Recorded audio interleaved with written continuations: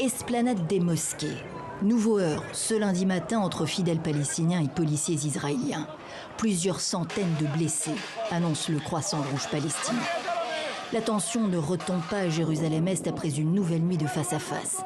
Balles en caoutchouc et grenades assourdissantes contre jets de pierre, les forces de l'ordre israéliennes ont tenté de disperser les protestataires sans y parvenir durablement. Ce sont les pires affrontements depuis 2017 dans la ville 3 fois sainte. C'est dans ce contexte dimanche que la justice israélienne a annoncé le report d'une audience clé prévue ce lundi concernant l'éviction de plusieurs familles palestiniennes de Sheikh Jarrah au profit de colons israéliens. Eux approuvent. La justice n'est pas en mesure de se prononcer dans cette affaire et la raison, c'est qu'ils savent que cette terre appartient aux Arabes palestiniens. Sans surprise, les colons israéliens de Sheikh Jarrah ne sont pas contents. C'est honteux qu'après 2 semaines de violence contre les Juifs du quartier, la Cour a décidé de récompenser leur terrorisme en reportant sa décision.